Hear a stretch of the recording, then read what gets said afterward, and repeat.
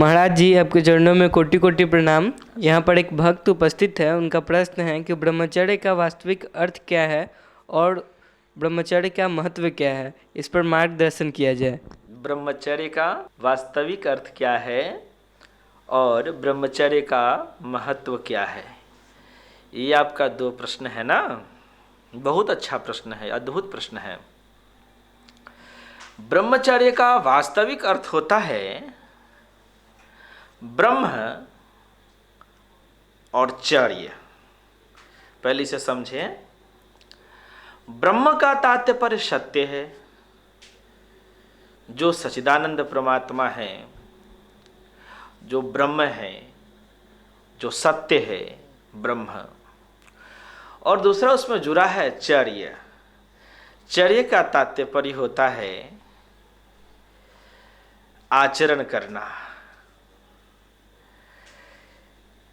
जो ब्रह्म का आचरण करता है, ब्रह्म का अनुपालन करता है, ब्रह्म के आदेश पर चलता है, वही वास्तविक में ब्रह्मचारी है। ब्रह्मचारी की रही बात, ब्रह्मचारी वह व्यक्ति होता है जो ब्रह्मचर्य का पालन करता है। और ब्रह्मचर्य का अपना 3 खास नियम है: आत्मसंयम, अनुशासन और शुद्धता। तो आत्मसंयम ये तभी होता है जब हम ध्यान करते हैं। क्या करते हैं? ध्यान करते हैं और योग, प्राणायाम, मेडिटेशन आदि करते हैं आत्मा के संयम अर्थात अपने आत्मा का अनुभव करने के लिए। ठीक। और अनुशासन जीवन में बड़ी ही महत्वपूर्ण है।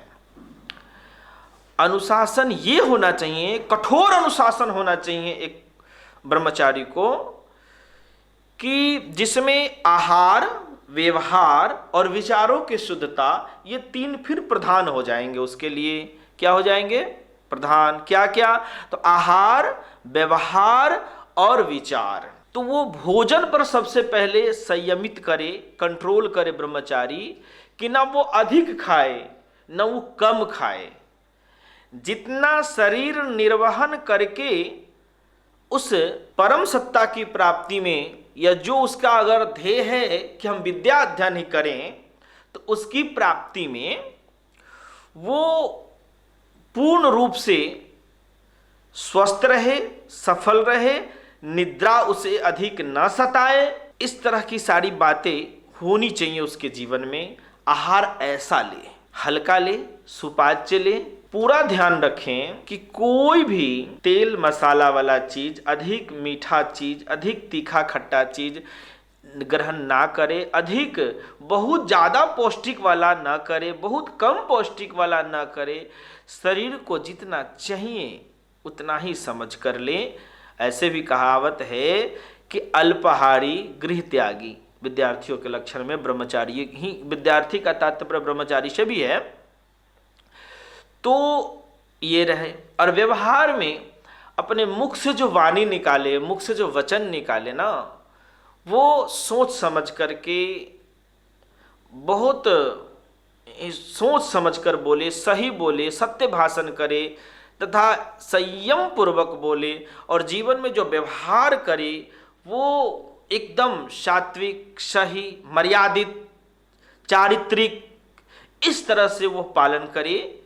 तथा अपने विचारों पर पूरा कंट्रोल रखें कि हम क्या बोले, क्या ना बोले, कैसे बोले, कितना बोले, कहाँ जरूरत है हमारी बोलने की, ये सारी बातों पर विचार करें। ये सब बहुत जरूरी है। रही बात ब्रह्मचर्यता की, तो ब्रह्मचर्य का 2 विभाजन है। प्रथम विभाजन तो ये है कि जो वास्तविक में बताए गए हैं शास्त्रों में ब्रह्मचर्य, तो विद्या अध्ययन के काल में जो हमारा उम्र होता है, आपका जो उम्र होता है, उसे ब्रह्मचर्य उम्र कहते हैं, ब्रह्मचारी कहते हैं विद्यार्थी को। ठीक है। और सबसे ज्यादा जरूरत उस समय है। तो एक तो आपने शादी नहीं किया है, विद्या अध्ययन आप कर रहे हैं, वो आपका ब्रह्मचारी जीवन है। दूसरा है कि आपकी शादी हो चुकी है तब भी आप ब्रह्मचारी है। अब शादी नहीं हुई है तो वो ब्रह्मचारी में क्या क्या करना है, लगभग बातें आपने समझा, फिर भी कुछ संक्षेप में और समझ लें। किसी भी स्थिति में स्त्रियों का चिंतन, लड़कियों का चिंतन, मैथुन का चिंतन, हस्त मैथुन आदि का, तथा ऐसा गलत फोटो पिक्चर न देखे जिससे कि आप अपने विद्या अध्ययन से भटक जाए। इस पर पूरा व्यक्ति को फोकस रखना चाहिए, ध्यान रखना चाहिए, तथा स्त्रियों के साथ खेले भी नहीं, लड़कियों के साथ खेले भी नहीं, स्त्रियों के साथ अधिक देर तक गुप्त बात भी कुछ ऐसी न करे जिससे कि विषय की उत्पत्ति हो, तथा स्त्री से मिलने का निश्चय भी मन में ना करे, चाहे दिन में हो या रात में हो, एक अकेला हो या व्यक्ति विशेष के साथ रहकर, दोस्तों के साथ रहकर स्त्रियों के बारे में चिंतन करना या बात करना, वार्तालाप करना। और स्त्री प्रसंग की, स्त्री के साथ शयन की बात तो खैर आप 100 में 100% छोड़ ही दे, सोचे तक नहीं। ये सारी बातें, और आजकल की दुनिया तो इतनी गड़बड़ हो चुकी है कि बच्चे बच्चे के हाथ में मोबाइल है, और बच्चे लोग भी, नौजवान के साथ साथ सब लोग मोबाइल में गंदी फिल्में, गंदी फोटो, गंदी चित्र देख करके, और फिर वो ऐसी गंदी चीज़ें हैं कि व्यक्ति जब देखता है तो वो विषयात्मक हो जाता है और उसी विषय को ढूंढने लगता है। जिसका ऐसा स्वभाव हो गया, जिसका ऐसा आदत हो गया, समझिए कि उसका जिंदगी बर्बाद हो जाता है। वो अब कुछ नहीं बन पाएगा, उसका जीवन अब वहीं दी एंड हो जाती है, समाप्त हो जाती है, और वो बर्बाद हो जाता है। जब तक कि वहां से उसका लत नहीं छूटता है, आदत नहीं छूटता है, तब तक वह समझिए कि बर्बाद ही है। समझिए मोह निशा में सो चुका, वो अज्ञान के निशा में, अज्ञान रूपी रात्रि में अब सोना चाहता है, यानी कि अपनी जिंदगी को बर्बाद करना चाहता है, मृतक होना चाहता है। तो एक ये विषय हो गया। ये हो गया किनके लिए? तो जो शादीशुदा नहीं है वो ब्रह्मचारी के लिए। एक हमने बताया शादीशुदा जो ब्रह्मचारी है, शादीशुदा ब्रह्मचारी, आश्चर्य है सुनने में आपको। शादीशुदा ब्रह्मचारी का तात्पर्य हमारे शास्त्रों ने बहुत सुंदर कहा है। जो स्त्रियां हैं, माताएं हैं, उनके लिए कहा गया पातिव्रत धर्म से बड़ा कोई तप नहीं है। कि हमारे जितने बहुत बड़े बड़े ऋषि रहे, उनकी जो धर्मपत्नियां थीं वो सब तपस्विनी थीं, पतिव्रता थीं। और शास्त्रों में कहा गया है जो बड़े बड़े ऋषि जो ध्यान साधना में बैठ करके जो परम सिद्धि, परम सत्य, परम ब्रह्म को जानते हैं, वो पति के सेवा अर्चना वंदन से ही, तथा उनके सेवा से, उनके आज्ञा पालन से, अनुगमन से ही, यानी कहने का तात्पर्य पातिव्रत धर्म का वो पालन करने मात्र से ही पा लेती है वो सिद्धि, वो दर्शन ईश्वर का कर लेती है स्त्री के लिए।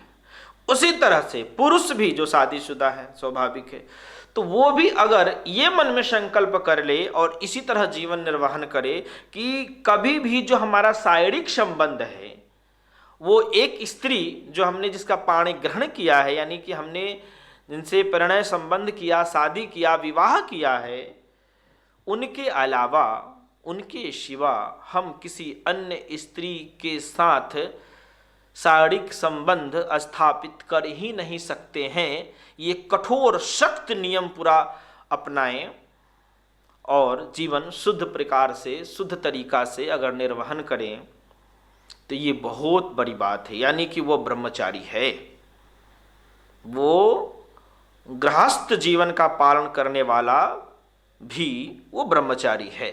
इस नियम का अगर वह निर्वहन करता है तो उसके साथ जीवन में सत्य भाषण तथा सत्य विचार, सत्य व्यवहार, सत्य सही आहार, ये सब अपनावे, जीवन संयमित चले और ध्यान साधना करे। कहने का तात्पर्य है ब्रह्मचर्य व्यक्ति के लिए जो होता है वो उसका मुख्य उद्देश्य होता है उद्देश्य की प्राप्ति, जैसे अब एक विद्यार्थी रूपी ब्रह्मचारी का उद्देश्य था कि ब्रह्मचर्य का पालन करते हुए विद्यारूपी ब्रह्म को, ब्रह्म विद्या और विद्यारूपी ब्रह्म को, विद्या का एक नाम उपनिषद ब्रह्म भी कहता है ना, तो उस विद्या को, विद्यारूपी ब्रह्म की वह प्राप्ति कर ले।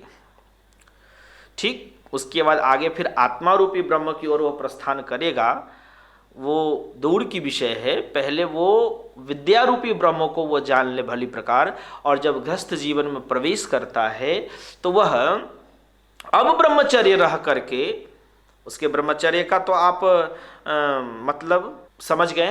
तो अब जो वह पति पत्नी का जो उसका धर्म पूर्वक जीवन निर्वहन है, चरित्र पूर्वक जो जीवन निर्वहन है, वही उसका ब्रह्मचर्य है।